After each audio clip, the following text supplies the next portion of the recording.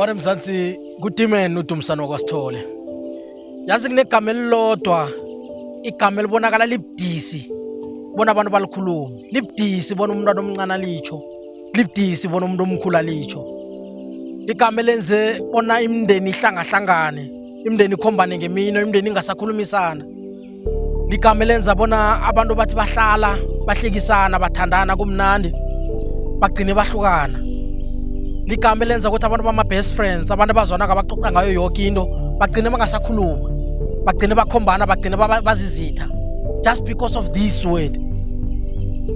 Leli ligama lwanekhaya elithi ncancabe. Ngifuna ukukukhumbuza bona no one is perfect.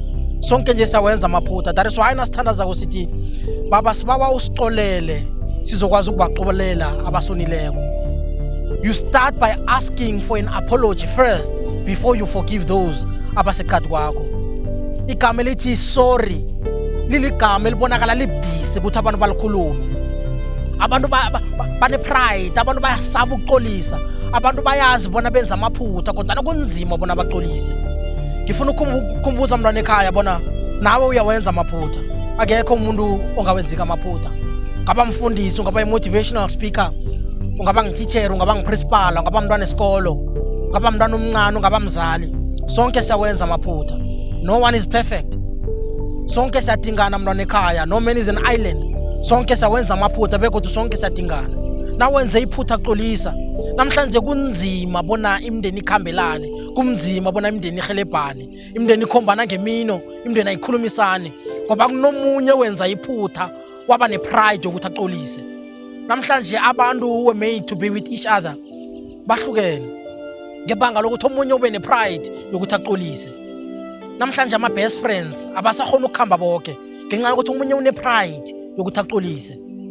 Mntwana ekhaya ngifuna ukukutshela bona you'll never have the capacity to receive your blessings for as long as impilo yakho igcwele ngokubambelana amagcubu. Ukubamba amagcubu kufana nalokho na uphakelanako mntwana ekhaya. Umuntu ukwenza imistake uyaphakelana, uthwele nasi into ebudisi. Omunye akwenze imistake mntwana ekhaya uthome uphakelane godi. Omunye akwenze imistake uyaphakelana ugcina unomthwalo onzima. Awusakhona ukuraga bona uyaphambili. You don't have a progressive life ngebanga lokuthi ugcwele ngemithwalo eminingi. Awusakhona ukuraga ukhambe uye phambili. Abantu abasakhona ukuthi baqhubeke babe progressive ngewabo amapilo ngebanga lokuthi babambe amagcubu. They don't receive blessings. Umuntu athoma athi ngiloyi, umuntu athoma athi I'm not blessed, angisatholi into zami ngebanga lokuthi you are full of grudges. As a result, you can't attract blessings. You need to fix your capacity to receive. Ukwazi uku-attract ama-blessings, ukwazi uku-attract izinto ezizakuwe mntwana ekhaya. Ungabambi amagcubu. You need to forgive people. Now forgive, ngiyazi ukuthi ngenza ukuthi bakwenze into ebuhlungu kodwana nawuxolelako mntwana ekhaya, you don't condone what has been done to you, but you are relieving lo mthwalo osemahlombe kuwe so that ukwazi ukubalula, so that you can attract blessings. Zivumele mntwana ekhaya uzitshele bona nanoma umuntu angakaxolisi, it's fine. They did it for themselves, but for my sake, for my blessing's sake, for my progress sake, I need to forgive the person. Ukwenza lokho ngokuzwisisa bona nawe angeze waxolelwa ungakaxoleli, nawe angeze wawa-attract ama-blessings amakhulu usabamba amagcubu. Mntwana ekhaya, clear your space.